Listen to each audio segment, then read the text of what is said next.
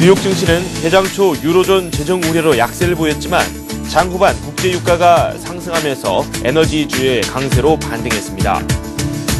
유럽 증시는 일부 유럽 국가들의 재정 위기에 대한 우려로 하락 마감했습니다. 국제 유가는 미국의 원유 재고가 예상 외로 감소했다는 소식에 2년 내 최고치를 경신했습니다. WTI는 1.3% 오른 배럴당 87달러 81센트를 기록했습니다. 미국의 지난주 신규 실업수당 청구 건수가 4개월 내 최저치를 기록했습니다. 미국 상무부는 9월 무역수지 적자가 440억 달러로 전월에 비해 5.3% 감소했다고 밝혔습니다. 달러 약세와 원유 등 상품 가격 상승으로 미국의 지난달 수입 물가가 6개월 만에 최고 상승률을 기록했습니다.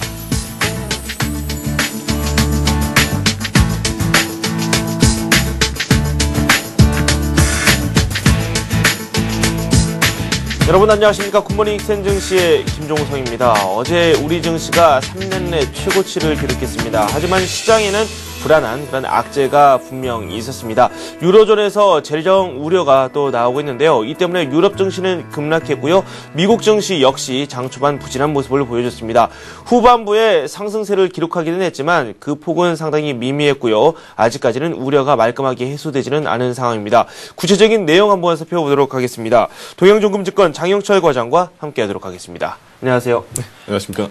네, 먼저 미국의 마감 지수부터 살펴보도록 하죠. 네, 어제 미국 같은 경우에는 최근 들어 흐름이 굉장히 좀 많이 이렇게 좋은 흐름 많이 보이는데요. 네. 어제 같은 경우에도 일단 지표들이 굉장히 좀 어제는 호조세를 좀 많이 이어갔습니다. 지표도 발표가 좀 굉장히 좀 많이 됐었고요. 또 굵직굵직한 지표들도 많이 발표됐는데 지표들을 그냥 전반적으로 호조를 좀 나타내면서 오늘 연말 다가오면서 소비에 대한 그런 부분도 좀 많이 기대치가 좀 많이 높아지면서 연말 시즌에 대한 그런 호재를 좀 많이 이어가고 있는 그런 모습 보이면서 다우지수가 좀 상승 마감했는데요.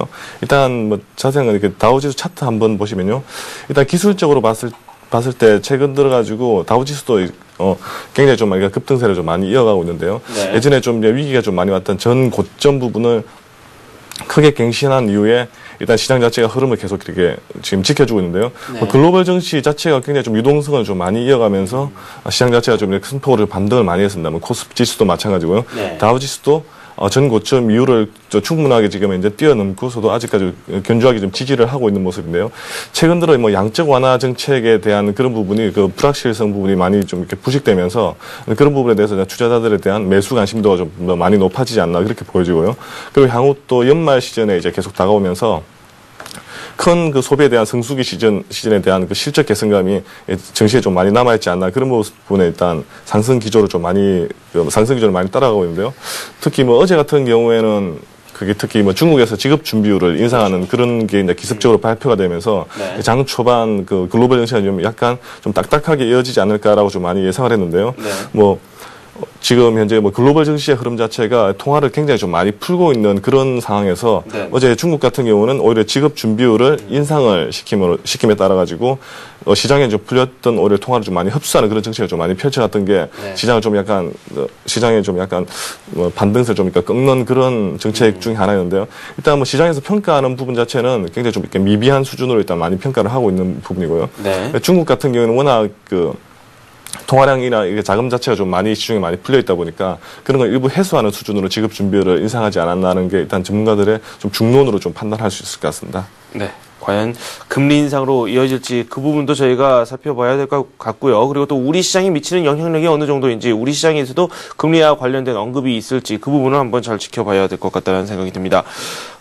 뉴욕 증시 관련 소식을 한번 저희가 정리를 하고 있는데 경제지표 쪽도 다시 한번 저희가 체크를 해보도록 하겠습니다. 신규 실업수당 청구 건수 4개월 내 최저치를 기록했다 이런 이야기가 또 들려오고 있어요. 네, 맞습니다.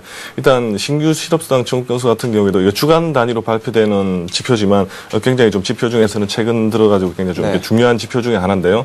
최근 들어 주간 실업수당 청구 건수가 그렇게 시장을 어떻게 호조세를 좀 많이 나타내는 그런 발표가 좀 많이 나타나지 않았는데요. 네. 어제 같은 경우는 시장이 좀 부합하는 그 수준으로 좀 많이 발표가 나타나면서 시장이 오히려 좀 호재로 좀 많이 작용을 했습니다. 네. 신규 수납수당 청구 건수 같은 경우는 전망치 같은 경우는 한 45만 건 정도가 전망이 됐지만 일단 발표가 한 43만 5천 건 정도로 소폭 좀 많이 이렇게 감소하면서 시장이 좀 호재로 많이 작용했고요.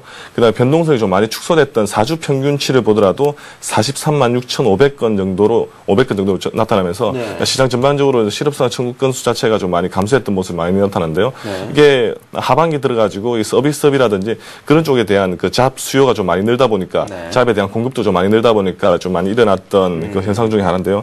근데 이게 뭐 자세히 들여다보면 그렇게 어떻게 보면 좀 이렇게 긍정적인 그런 쪽보다는 아무래도 좀 이렇게 뭐 풀타임보다는 이렇게 합타임이라든지 네. 그런 쪽으로 좀 많은 많은 그 수요가 좀 몰리다 보니까 실제 좀 이게 건전한 건 아니지만 그래도 네. 시장에서는 어느 정도 완화할 수 있는 그런 여건이 되지 않았나 그렇게 보여지고 있는데요. 일단 뭐 이런 부분 자체가 일단 일부 전문가들은 향후에 대한 고용 시장에 대한 어떻게 보면 안정화를 좀 가져가는 기초제로 좀 역할을 하지 않을까라고 좀 예상도 많이 하고 있는데요. 네. 일단 이런 부분도 추이를 좀 많이 지켜보면서 한번 체크를 해보시는 게 좋을 것 같습니다. 네, 알겠습니다. 미국 증시에 대한 이야기를 살펴보면서 저희가 통화에 대한 이야기도 상당히 많이 나누고 있죠. 달러 약세가 최근 들어선 다시 좀 강세 쪽으로 흘러가는 분위기지만 달러 약세가 지난주까지는 꾸준히 이어지는 모습이었습니다. 이 달러 약세로 미국의 이 재정 수지가 좀 뭐 적자 폭을 많이 줄였다라는 이야기가 또 들려오고 있는데 정리를 한번 해보도록 할까요? 네, 맞습니다. 네. 뭐 어제 발표됐던 것 중에 또 하나가 또 재정 수지도 좀 발표됐고 네. 무역 수지 뭐 여러 가지가 발표됐는데요. 일단 뭐 재정 수지부터 먼저 발표를 하면 재정 수지 같은 경우에는 최근 들어 좀 미국 시장 자체만 그런 게 아니고 뭐 전반적으로 특히 유로존 시장 자체에서 문제가 좀 많이 되다 보니까 최근에 그 미국에 대한 그 재정 수지도 좀 많이 좀 비중이 많이 높아지고 있는데요. 일단 미국에 대한 그 재정 수지 부분 같은 경우는 10월 연방 재정 적자 자체가 예상을 좀 많이 하회하는 그런 모습 보였습니다.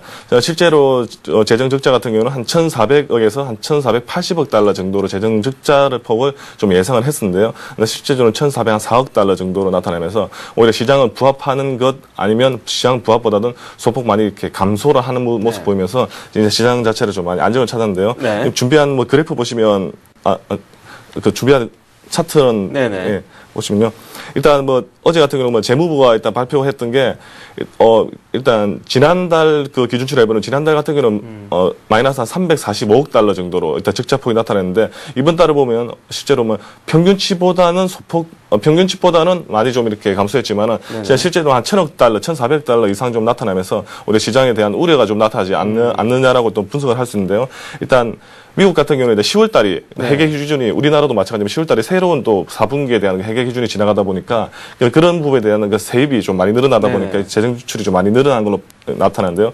실제로는 일단 이게 연간으로 비교해 봤을 때는 전년비 대비해서는 큰 폭으로 전년비 한 10월 달 같은 경우는 1,764억 달러 정도의 예상한 거와 비교해서는 큰 폭으로 좀 많이 적자폭이 줄어들었다는 점에서 감안하시면 재정 적자폭이 좀 많이 줄지 않았나라는 게 시장이 좀 호재로 좀 많이 나타냈고요. 네. 그리고 어제 또 발표됐던 지표 중에 좀 가장 비중이 좀 많이 컸던 게 9월 그 무역 수지에 대한 지표가 좀 많이 발표가 났는데요. 네네. 일단 9월 무역 수지 같은 경우에는 전문가들도 마지막까지 좀 이렇게 예상을 좀 많이 이렇게 못하는 부분 중에 하나였는데 시장에서는 좀 이렇게 큰 폭의 호재로 좀 많이 발표했습니다. 일단 무역 적자가 큰 폭으로 좀 많이 축소되는 그런 모습 많이 보이는데요.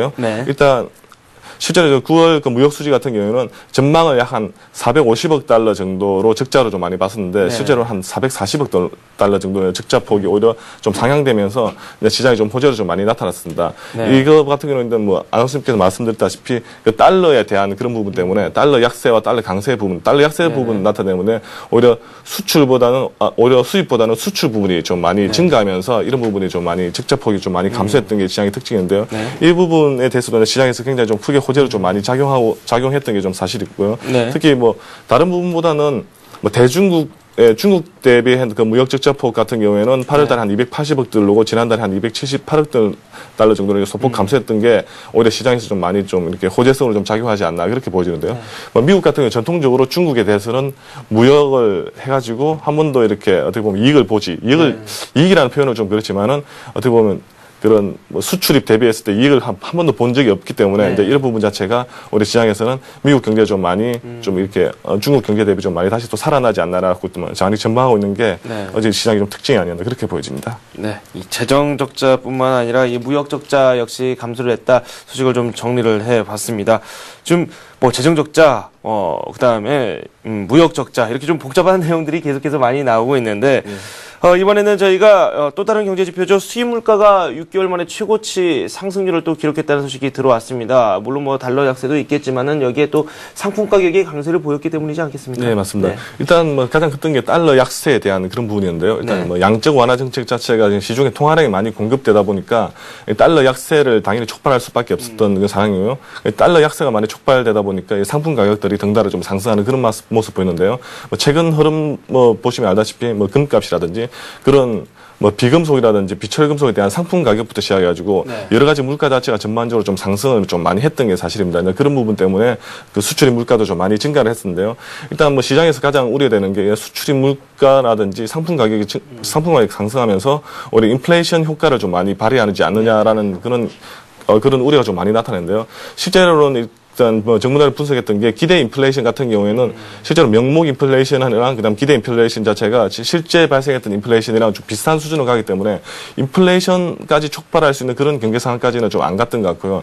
일단 시장에 단순하게 달러 약세에 대한 단순한 그 상품 가격 정도로 상승으로 좀 이어지지 않았나 그렇게 보여지는데요. 실제로 뭐 현행 그 시중 금리 대비 물가 상승률 정도로 뭐 나타났기 때문에 올해 시장은 오히려 좀 활성화되고 있다는 그런 지표로 삼는 분위기가 좀 많기 때문에 네. 어제 같은 경우는 수출입 물가의 상승 부분도 실제로 정시에는 약간 호재성으로 좀 이렇게 작용하는 그런 부분이 아니었나 그렇게 많이 분석되어지고 있습니다. 네. 그리고 미국의 주간 모기지 신청 건수가 또 하락을 했습니다. 구체적인 내용 살펴보도록 하겠습니다. 예, 어제 또 이제 주간 모기지 신청 건수가 좀 하락을 했는데요. 전주 대비해서 한 5.8% 정도로 좀 많이 하락을 했습니다. 실제로 가장 컸던 게 리파이낸싱 되는 부분 자체가 좀 많이 감소했기 때문에 이제 그런 부분이 좀 이렇게 많이 감소를 나타냈는데요. 다른 뭐 시장 금리라든지 아니면 시중 금리 변동 부분은 크게 좀 이렇게 작용하지 않았던 게 이제 모기 신청의 특징이 아니었나 그렇게 보여지는데요. 뭐 특별한 그 비중은 좀 많이 작지 않았나 그렇게 뭐 시장에서 좀 분석하고 있는 그런 모습입니다. 네. 미국 증시 뭐 은근히 좀 여러 가지 소식들이 나왔습니다. 그렇기 때문에 좀 저희가 구체적으로 정리를 좀 해봤고요. 유럽 쪽으로 또 날아가 봐야 되겠죠. 유럽에서 또 재정 위기가 불거지고 있습니다. 뭐 우려라고 표현하는 게 맞겠죠. 역시 주가 역시 상당히 부진한 흐름을 많이 보여줬거든요. 예, 그게 일단 전전일 같은 경우는 유럽 증시도 큰 폭의 상승세를 좀 많이 나타냈는데요. 뭐 어제 같은 경우에는 일단 유로존에 대한 그 재정 위기가 다시 한 번 더 불거지는 그런 모습이 다시 나타났습니다. 네. 그게 뭐 포르투갈하고 아일랜드 부분부터 시작해가지고 여러 가지 그 재정 위기에 대한 부분이 많이 나타났는데요. 일단 시장의 흐름을 한번 보니까 시장 흐름 같은 경우에는 일단 워낙 재정 위기 자체가 오히려 올 초부터 화두로 좀 많이 작용했기 때문에 시장에서 어느 정도 이런 악재에 대한 내성이 좀 많이 강해졌다라고 좀 시장에서 좀 많이 판단하고 있는 그런 모습 보였고요. 일단 또 재정 위기에 대한 이슈냐라는 식으로 좀 많이 받아들인 것 같은데요. 뭐 어제 같은 그 흐름 보더라도 뭐 포르투갈 같은 경우에 국채를 일단 발행을 했는데요. 뭐 시중에서 그 기대치보다는 못 미쳤지만 그래도 국채 발행에 성공했던 게 오히려 재정 위기가 불거진 와중에 좀 나타나는 부분이라서 좀 시장에서는 재정이 오더라도 이런 부분 자체가 좀 계속 해결되고 있는 모습이기 때문에 근데 시장에서는 크게 좀 이렇게 힘이 좀 많이 그 악재로서 작용하는 부분이 좀 많이 미비하지 않았나 그렇게 좀 보여지고 있는데요. 뭐 어제 같은 그 전날에 워낙 좀 많이 그 급등했기 때문에 그에 대한 오히려 반발 매도 세력도 좀 많이 좀 나타났고 그 다음에 뭐 재정 위기에 대한 그런 부분이 약간이나마 좀 작용했던 게 시장이 그 유럽 증시 지금 약세 배경 중에 하나지 않았나 그렇게 보이는데요. 특히 이런 재정 위기 부분이 좀 이렇게 그래도 불거지다 보니까 특별히 은행주들에 대한 이렇게 급락 패턴이 좀 나타나고 실적 악화에 대한 그런 부분이 나타나다 보니까 은행주에 대한 하락 때문에 이제 유럽 증시가 대체적으로 좀 이렇게 조정을 좀 많이 받았지만 특별하게 좀 이게 이슈화가 되기에는 좀 이렇게 적은 그런 악재가 되지 않았나 그렇게 일단은 시장이 좀 예상되고 있는데요.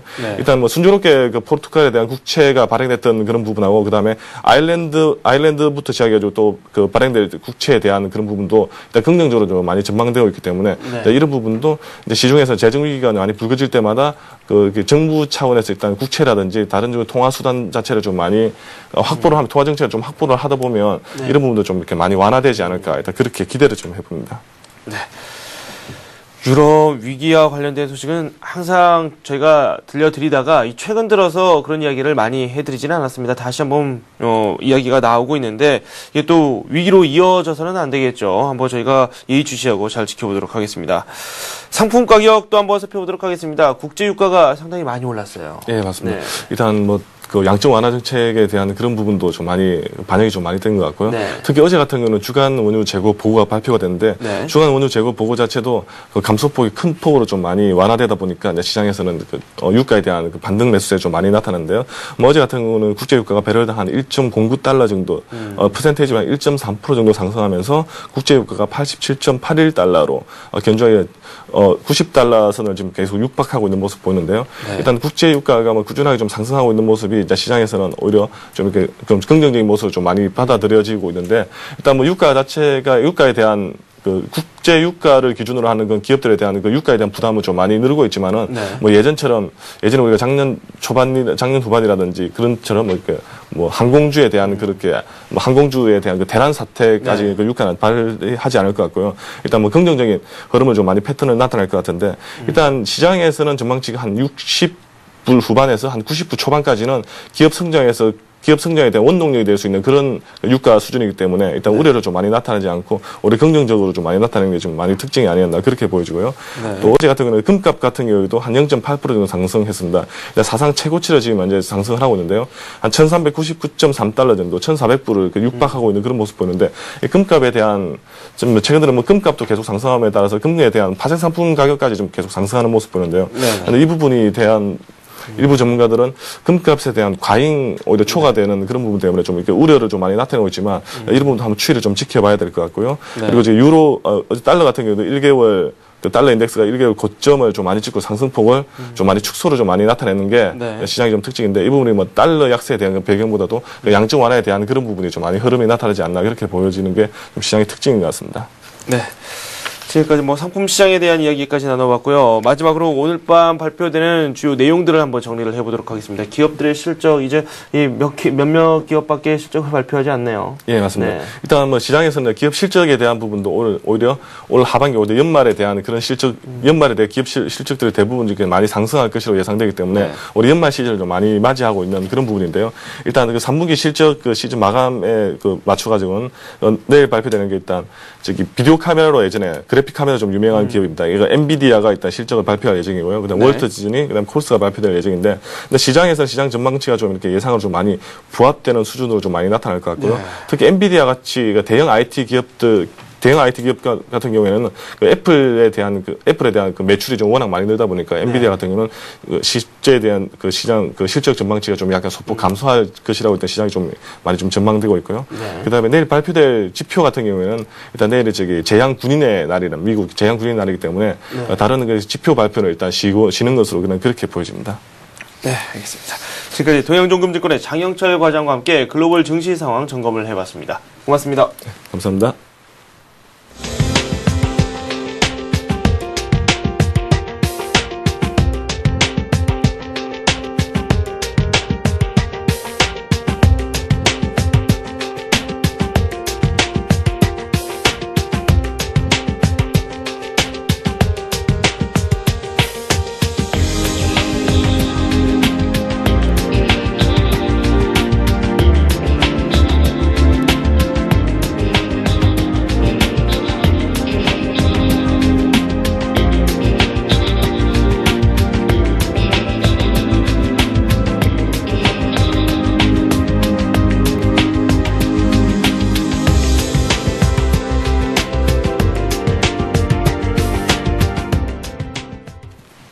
네, 오늘의 SN 전략입니다. 교보증권 양평동 지점의 오기철 차장과 함께합니다. 안녕하세요. 네, 안녕하세요. 어제 초반에는 우리 증시가 약간 부진했거든요. 후반부 들어서 많이 힘을 냈고 오히려 1% 넘게 올랐습니다. 그 폭을 상당히 늘렸고 1960선도 넘어섰고 어느덧 1970선도 바라볼 수 있게 됐고 2000선도 이제 가능한 권역이 아닌가라는 생각이 드는데 어떻게 보셨습니까? 상당히 강하다는 느낌을 네. 계속 받고 있습니다.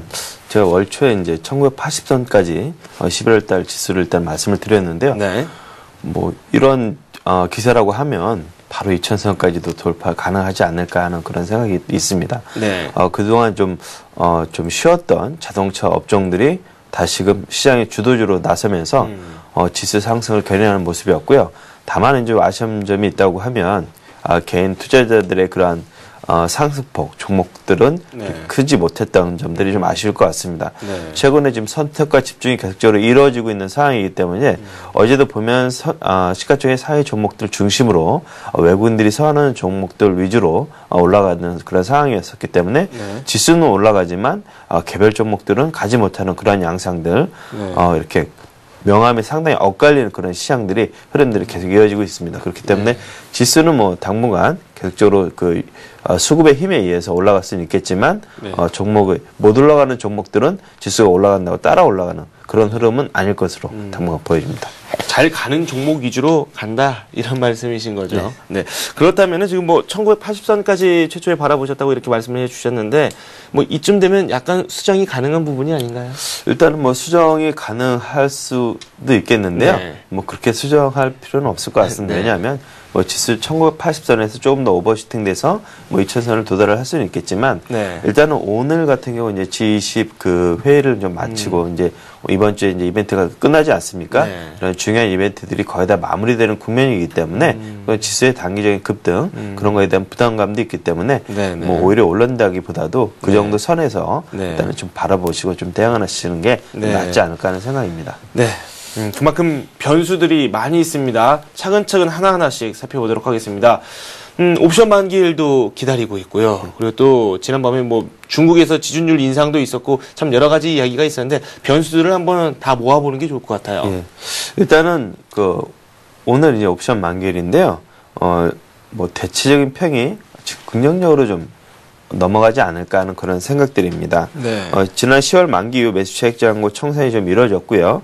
이에 따라서 이제 프로그램 매도가 가능한 물량 부담이 10월에 비해서 많이 좀 줄었습니다.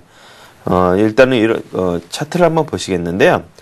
최근에 그 선물 그 12월 스프레드를 한번 보시겠습니다. 네. 지난 10월 달에는 외국인들의 선물 매도세가 강하면서 베이스가 좀 안 좋은 흐름을 보이면서 프로그램 매도가 많이 나왔었는데요.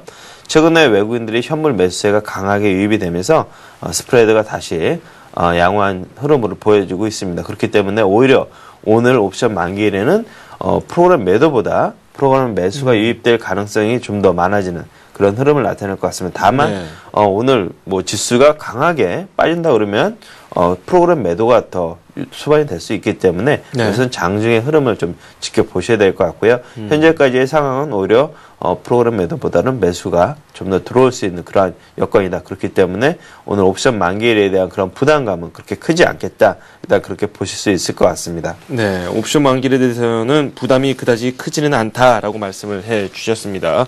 뭐 G20도 있지만은 그에 앞서서 미국과 유럽 증시를 좀 압박을 했었던 그 요인들에 대한 분석도 좀 해보는 게 좋을 것 같습니다. 재정 위기 우려가 좀 많이 나오고 있고, 물론 뉴스가 좀 약간은 잦아들고 있기는 하지만 여전히 불안 요소로 남아 있는 건 사실이고요. 앞에서 말씀드렸던 것처럼 중국의 지준율 인상이 과연 금리 인상으로 이어질 것인지, 인플레이션을 막기 위한 여러 가지 대책들이 나올 것인지, 이게 또 상당히 중요한 시점이지 않습니까? 네, 일단 그렇습니다. 오늘 시장의 포인트는 유럽의 재정 위기에 대한 우려감이 네. 더 클 것인지 아니면 양적 완화, 뭐 수급이겠죠. 유동성이 좀 더 보강이 되는 그런 흐름이 더 어느 세가 더 크게 시장에 영향을 미칠 것인지에 대한 그런 것을 분석을 해보면 될 것 같습니다. 네.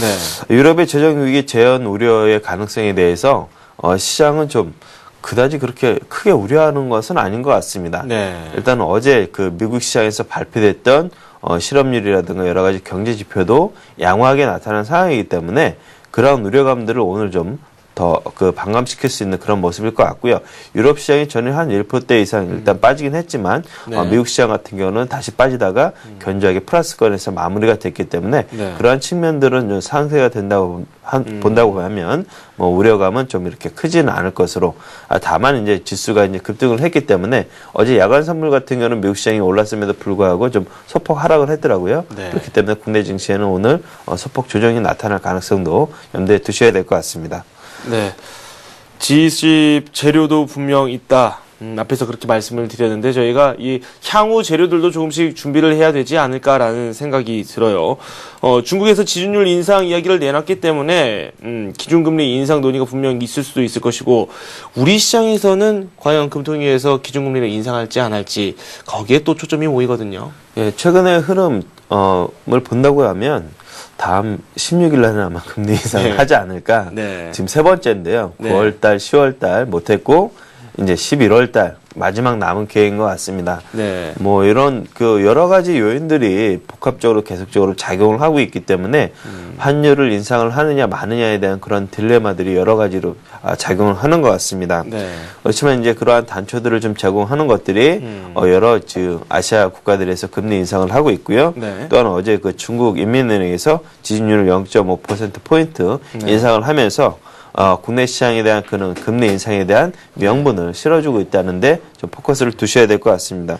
네. 어제 그 중국이 소비자 물가지수가 연초에 이제 3%대에서 3% 이내에서 좀 조정이 되지 않을까 일단 그렇게 봤는데요. 네네. 이제 3%가 넘을 것으로 이렇게 지금 밝혔습니다. 그러면서 지준율 인상에 따른 금리 인상도 네. 후속으로 좀 나오지 않을까 하는 그런 생각들이 지금 시장을 좀 지배를 하는 것 같고요. 그렇다면 다음 주에 있을 금통위에서는 국내 시장의 금리 인상이 좀 가능하지 않을까 네. 일단 그런 시각인 것 같습니다. 네. 이번 주 오늘 외 내일밖에 장이 열리지 않습니다. 그렇기 때문에 굵직한 이벤트 G20 재료는 목요일, 금요일 이렇게 거의 다 소진된다고 보면 될 것 같은데 그 이후를 좀 준비를 해봐야 되지 않겠습니까? 투자 전략 어떻게 세울까요? 그렇습니다. 일단은 G20과 맞물려서 G20이 열리는 그 전날 주가지수가 좀 빠지는 거는 좀 모양새가 좀 좋지 않겠죠. 네. 다만 이제 우리 항상 격언이 있죠. 소문에 서서 뉴스에 발언한 이렇게 네. 그런 얘기가 있는데요. G20 회담이 이제 어느 정도 마무리되는 국면들, 이제 그런 이벤트가 마무리되는 국면이기 때문에 그 뒤에 어떤 이벤트들이 기다리고 있을까 보면은 딱히 이벤트가 좀 나타나기는 어려울 것 같습니다. 네. 일단 실적에 대한 부분들도 아직까지 좀 거리를 두고 있고요. 그런 측면들 본다고 하면, 일단은 좀 주가지수는 한 템포 좀 쉬어가도 되는 국면이지 않을까. 일단 그런 움직임들을 좀 보이게 하는 것이요. 차트를 한번 보시겠습니다. 네. 지금 보시는 게 미국의 S&P 500 지수 차트인데요. 지난 4월달 고점 1200선을 올해 11월달에 돌파를 하면서 좀 이제는 한번 좀 지수가 1000포인트대에서 1200포인트대까지 한 20% 정도 쉼 없이 좀 달려왔기 때문에 한 템포 좀 쉬었다 가는 국면이 좀 되어도 무리는 없을 것 같습니다. 그렇다 네. 보면 국내 시장 같은 경우도 한 템포 같이 쉬어가는 국면이 좀 되어야 되지 않을까. 다만 미국 시장이 이렇게 정고점까지 돌파를 해놓고 쉬어간다고 하더라도 국내 시장은 외국인들의 수급이 꾸준하게 유입이 될 것으로 보여집니다. 그렇기 네. 때문에 지수는 간수는 있겠지만 여러 가지 이제 개별 종목 중심으로 해서는 좀 지지부진한 흐름이 나타날 수도 있기 때문에 네. 선택과 집중을 계속적으로 하셔야 될 것으로 보여집니다. 이렇기 때문에 지금 계속적으로 수급이 좋은 종목들, 화학, 기계, 운수장비, 이런 건설 등 수급과 실적이 같이 뒷받침되는 그런 종목들로 압축해서 보셔야 될 것 같고요. 네. 그리고 이제 그렇다 하더라도 이제 쉬어가는 국면이라고 해서 외국인들의 자금이 이탈 빠져나가면서 쉬었다 가는 국면이 아니라 네. 외국인들의 자금은 꾸준하게 유입이 되는 그런 국면이기 때문에 그런 측면들은 우려를 안 하셔도 될 것 같고요. 네. 최근에 갖고 있는 포지션들을 꾸준하게 보유하는 그런 전략이 맞을 것 같습니다. 굳이 가지고 있는 주식을 매도할 필요는 없다라는 말씀으로 풀이가 되는데 그래도 좀 말씀을 하신 대로 고점에 올라와 있기 때문에 네. 불안한 건 사실이거든요. 그 수익률 관리도 좀 중요할 것 같은데 그에 대한 예. 말씀도 좀 해주십시오. 일단 최근의 흐름들 보시면 참 답답하신 분이 있는가 하면 네. 어느 분은 참 행복하신 분이 있을 것 같습니다. 현대차 그룹주들, 네. 자동차 관련주들, 화학 관련 LG화학 같은 경우 40만 원 돌파를 했죠. 네. 이런 종목들 지금 기관이라든가 외국인들, 개인들 수급 3주체를 봤을 때요. 외국인들 같은 경우는 여타 종목들, 코스피 200 종목 외의 종목들은 잘 사지 않습니다. 사기도 어렵고요. 네. 이런 종목들로는 계속적으로 돈이 들어올 텐데, 이런 종목들 지금 만약에 매도하신다고 하면, 향후에 조정 받을 수도 있겠지만, 네. 다시 담기가 상당히 어려우실 것 같습니다. 왜냐하면 지금 현재 고점 부근에 있기 때문에 지금 차익 실현을 하시고 나가시면 다시 얼마 못 가서 또 다시 사야 되는 그런 고민이 아마 빠질 수 있기 때문에 일단 지금 그러한 대형주들을 갖고 계신 분들은 꾸준하게 보유하시는 전략이 좋으실 것 같고요. 네. 그렇지 않으신 분들은 이제 여러 가지 다른 종목들을 찾으셔야 되는데 그것 또한 좀 쉽지 않을 것 같습니다. 최근에 1년 동안의 흐름을 보게 되면 IT주들은 마이너스죠. 그런 흐름들이 상당히 좀 개인들을 좀 답답해하고 있고, 다만 이제 외국인들이 갖고 있는 종목들은 개인들이 접근할 때까지는 주가지수를 계속해서 올릴 종목의 가격들을 올릴 가능성이 있습니다. 그렇기 때문에 따라올 때까지 올리는 그런 흐름들이 나타나기 때문에 좀 소가리가 좀 계속적으로 진행이 될 것 같습니다. 네. 네, 지금 저희가 업종별 이야기도 한번 나누고 있는데요. 물론 뭐 어제 같은 경우는 화학이라든지 IT 업종, 자동차 업종 쪽으로 이렇게 이 강한 흐름이 나왔습니다. 이렇게 오르고 있는 업종들 따라가기가 상당히 어려운 건 사실이고, 그렇다고 투자를 안 하기는 뭐하고, 역시 투자를 한다고 치면은 조정 시에 매수를 해야 되는데 그것도 상당히 어려운 부분은 사실이거든요. 오르고 있는 업종 따라가는 방법에 대해서도 좀 설명 좀 해주십시오. 일단 오르고 있는 업종들은 두 가지로 좀 나눌 수 있을 것 같습니다. 최근에 오르고 있는 업종은 그냥 타시는 겁니다. 네. 지금 뭐 주가가 고점에 있지만 올라간다 하더라도 증권사 리포트들을 참고하셔서 매수 목표가들이 뭐 20, 30% 이상 더 남아있는 종목들은 네네. 뭐 지금 가격대에서라도 타시는 방법이 있겠고요. 네. 그렇지 않으면 주식 시장의 좀 흐름을 좀 한 단계 좀 다음으로 투자를 미루시는 방법이 있을 것 같습니다. 네. 만약에 주가 지수가 내년에 2,300에서 2,400까지 간다 하더라도 네. 지금 시점에서 한 20% 정도 남아있는, 25% 정도 남아있는 국면인데요. 주가 지수의 흐름은 항상 사이클을 뭐 이루면서 가기 때문에 네. 분명히 다시 한번 좋은 기회가 좀 나타날 것으로 보여집니다. 그렇지만 그 업종별로 보시게 되면 상당히 잘 간 업종이 있는 반면에 그동안 1년 동안 쉰 업종들이 있습니다. 네. 주가지수가 새롭게 다시 가기 위해서는 2000포인트를 돌파하고 새로운 더 2200, 2400까지 가기 위해서는 분명히 IT주들이 뒷받침이 돼야 될 거로 보여집니다. 최근에 삼성전자의 흐름이 좀 양호하게 좀 나타나고 있는데요. 네. 반도체 관련 중심주들이 그러한 대안이 될 것 같습니다. 네. 뭐 하이닉스라든가 삼성전자 이런 종목군들이 네. 일단 IT들의 그 바닥권을 좀 확인시켜 줄 것 같고요. 그렇기 때문에 기존의 주도주를 타시지 못했던 분들은 네. 서서히 이제 IT주들 관심 갖고 네. 비중을 늘리시는 게 하나의 좀 방법이 될 수 있지 않을까, 대안이 될 수 있지 않을까, 이렇게 그렇게 소개를 해드리겠습니다. 대안까지도 말씀을 해주셨습니다. 저희가 영역을 좀 좁혀서요, 구체적으로 이 종목으로 한번 넘어가 보도록 할까요? 어떤 종목 쪽으로 저희가 관심을 둘까요? 앞서 말씀드린 대로 이제 그 수급과 실적이 뒷받침되는 그런 업종군들에서 이제 건설 업종에 대해서 말씀을 드렸는데요. 네. 오늘 좀 소개해드릴 종목은 삼성물산입니다. 삼성물산 같은 경우 뭐 좀 잘 아시겠지만 뭐 국내 그 수의 건설 업체입니다. 상사 부분도 갖고 있고요. 네. 여러 가지 그 비상장 기업들의 주식도 많이 보유를 하고 있고 삼성전자의 지분도 갖고 있으면서 향후 주가 흐름이 상당히 좀 기대가 되는 그런 종목입니다. 지금 최근에 그 건설 업종을 보게 되면 네. 지금 그 펀더멘털의 개선을 2005년, 2007년 그리고 지금 2010년에 3차에 걸쳐서 펀더멘털 개선을 하고 있는데요. 올해 이제 내년에 해외 시장이 역대 가장 큰 규모로 성장할 것으로 형성이 될 것으로 예상이 되고 있고요.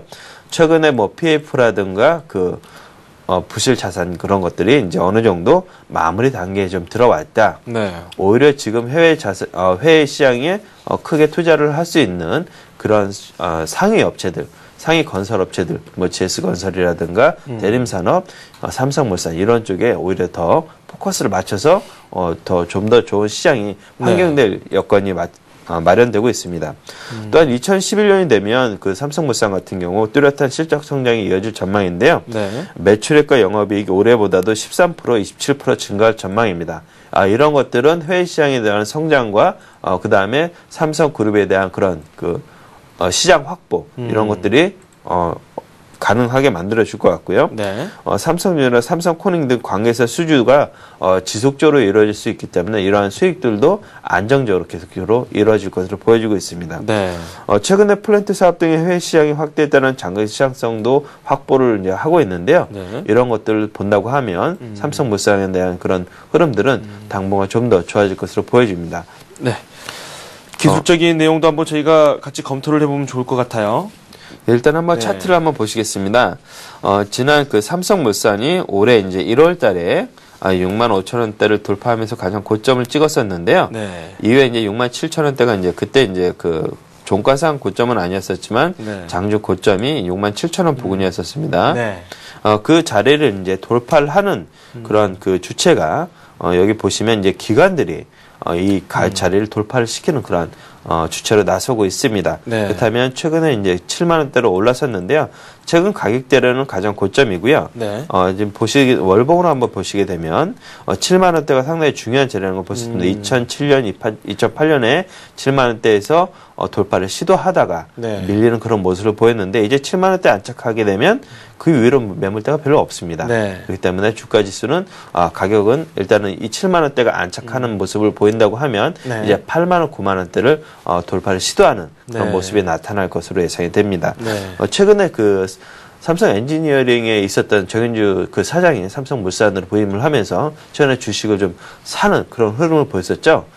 삼성 엔지니어링 주식을 그때 이제 정현주 사장이 사면서 주가 흐름이 그 이후에 500% 이상 삼성 엔지니어링이 올라가는 그런 모습을 보였는데요. 네. 최근에 이제 3만 주 정도를 매수를 하면서 새로운 그러한 모멘텀을 갖고 시작되는 것이 아니냐. 새로운 흐름이 나타나는 것이 아니냐는 그런 기대감들을 네. 많이 보여주고 있습니다. 네. 일단은 삼성 그 물산에 대한 비상장 기업들 네. 보유 지분을 한번 보시겠는데 이것도 네. 하나의 큰 모멘텀이 될 수 있을 것 같습니다. 삼성 SDS, 삼성 종합학, 삼성 석유화학 이런 그 비상장 업체들이 내년에 상장이 가능할 것으로 예상이 되고 있습니다. 네. 이런 것들이 그 보유 지분의 가치들을 따진다고 하면 네. 최근에 삼성물산에 대한 그런 상승 모멘텀이 좀 더 확실하게 나타나는 그런 해가 되지 않을까. 일단 그렇기 때문에 지금 주가는 고점에 와 있다 하더라도 네. 충분히 좀 접근하셔서 단기 상승을 더 누리는 그런 국면이 좀 접어들어지는 것이 네. 좀 좋지 않을까 하는 생각입니다. 네, 매수를 해보면 좋겠다. 더 오를 수 있는 여지도 있고요. 그리고 위로 매물대도 그다지 많지 않다. 이런 설명을 해 주셨습니다. 네, 지금까지 삼성물산 살펴봤습니다. 교보증권 양평동 지점의 오기철 차장과 함께했습니다. 도움 말씀 고맙습니다. 네, 감사합니다.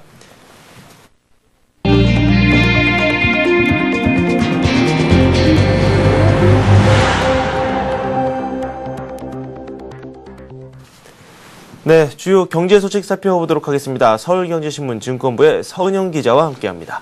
어서 오세요. 안녕하세요.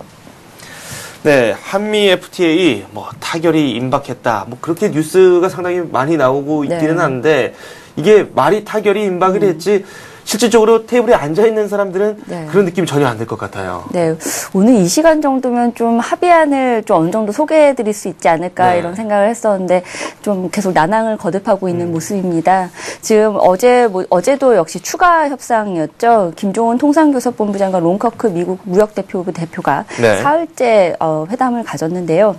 하지만 그 합의 내용을 계속 좁혀나가는 과정에서 뜻밖에도 미국이 쇠고기 문제를 좀 꺼내들면서 네. 좀 협상이 계속 좀 난항을 거듭하고 있는 모습입니다. 지금 쇠고기 수입 확대 문제를 정면으로 거론한 상황인데요. 우리 측은 협상 대상이 아니라면서 좀 끝까지 버티고 있습니다. 네. 근데 미국 측은 좀 쇠고기 수입과 자동차 문제를 연계시키면서 우리 측을 밀어붙이고 있는 것으로 전해졌습니다. 네. 사실상 지금 이 쇠고기 문제와 한미 FTA를 연결짓지 말아야 된다고 했던 건 사실 미국 측이었거든요. 네. 2007년에 이제 계속 우리 국내 여론이 너무 안 좋아지면서 이건 정말 별개의 문제다라고 계속 거듭 강조를 해왔다가 지금 막상 자동차 연비 문제하고 연결을 시키면서 쇠고기 문제를 다시 꺼내든 겁니다. 네.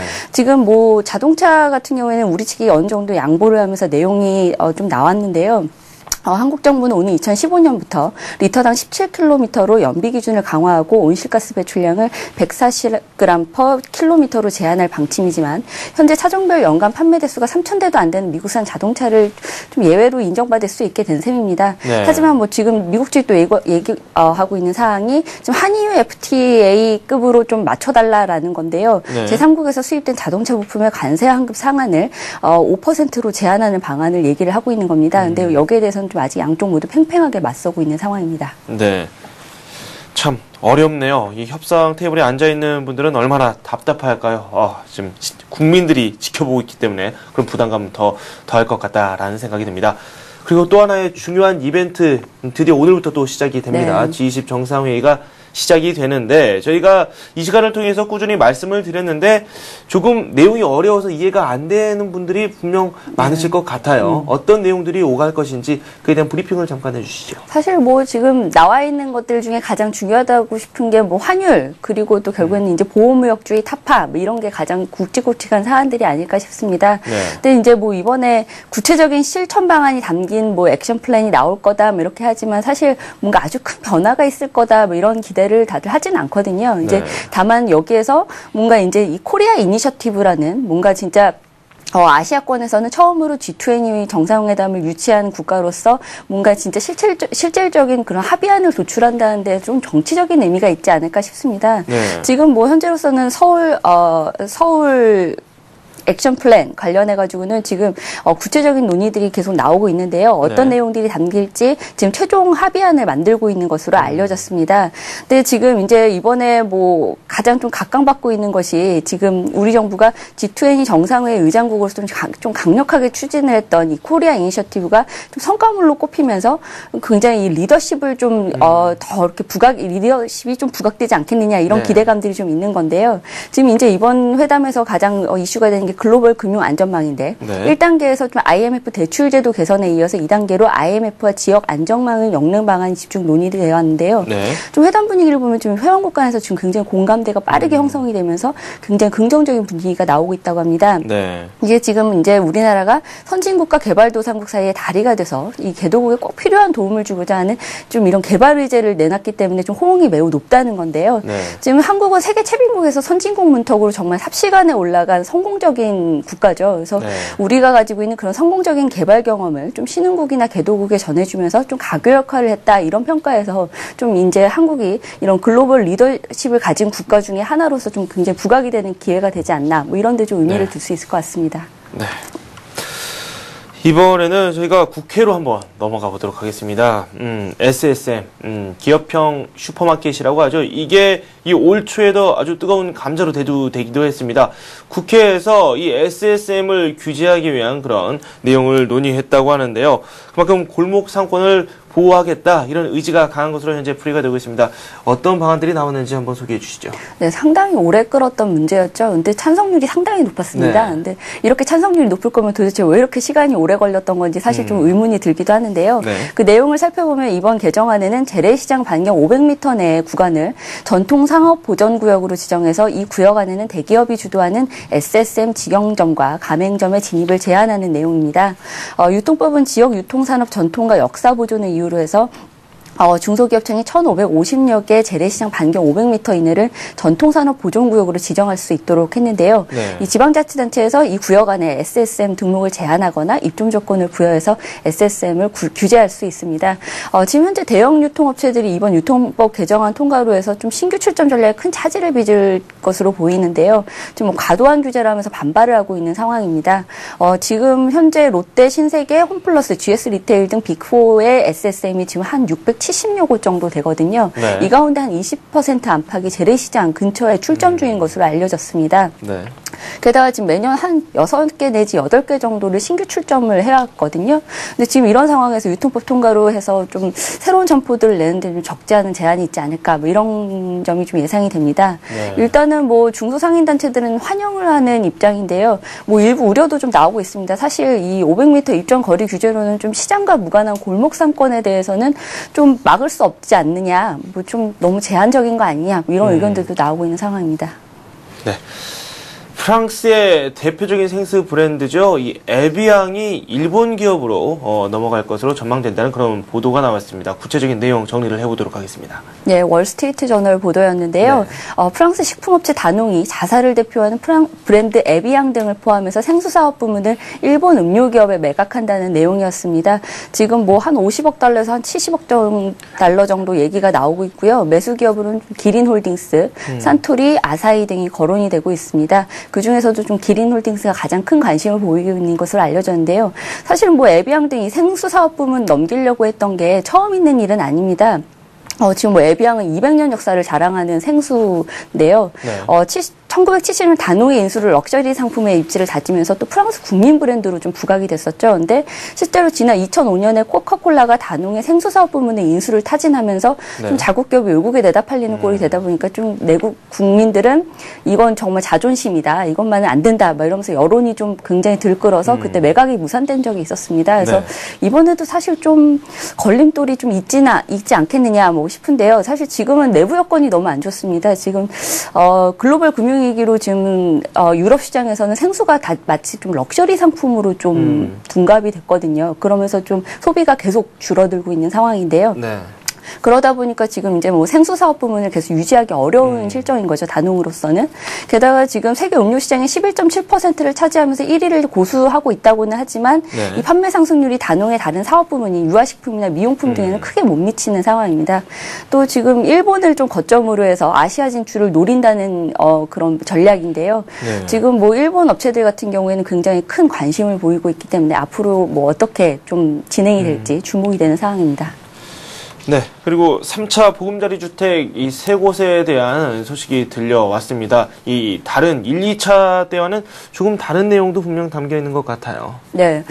일단 수도권 3차 보금자리 주택지구 세 곳에서 총 2만 4천여 가구 주택이 공급이 되는데요. 이 가운데 보금자리 주택인 공공분야 임대 아파트가 1만 6,300여 가구, 민간 분양 주택이 7,200여 가구가 공급이 됩니다. 지금 11일부터 입주자 모집 공고를 낸 다음에 18일부터 사전 예약에 들어간다는 방침인데요. 사전 예약 물량이 한 뭐 4,758가구 정도 되는데 유형별로는 분양주택이 2,300여 가구, 10년 임대주택이 1,400여 가구 정도 됩니다. 이번 사전 예약에서는 좀 다른 점이 민간 중대형 분양시장의 공급 위축을 우려해서 좀 전용 84제곱미터의 이 규모를 좀 제외시켰습니다. 근데 뭐 이번에 좀 약간 우려되는 것이 물량 자체가 좀 시범지구나 2차 지구보다 훨씬 적은 데다가 또 인기를 끌 것으로 전망이 됐었던 광명시흥 성남 고등지구가 제외가 됐거든요. 그러면서 좀 일부 미달이 될 수도 있겠다. 이런 우려들도 나오고 있습니다. 시세 같은 경우에는 지금 분양가가 주변 시세의 75에서 90% 수준인데요. 주변 시세하고 비교했을 때 좀 가격 메리트가 높지 않다. 이런 지적들도 나오고 있는 상황입니다. 지금 뭐 일단은 시범지구와 2차 지구의 분양가가 50에서 80% 수준이었거든요. 그런 것과 좀 비교하면 좀 너무 높은 수준으로 좀 책정이 되지 않았나 이런 우려들도 나오고 있는 게 사실입니다. 민간 주택의 가격이 내려가면서 별반 차이가 없는 그런 상황이 현재 나오고 있습니다. 네, 이렇게 해서 서울경제신문 서은영 기자와 함께 주요 경제 소식 점검을 해봤습니다. 고맙습니다. 고맙습니다. 네, 굿모닝 센증시 저희가 준비한 소식은 여기까지입니다. 저는 출발 센증시에서 우리 시장 출발 사항과 함께 투자 전략 꼼꼼하게 세워드리도록 하겠습니다. 저는 출발 센증시에서 다시 찾아뵙겠습니다.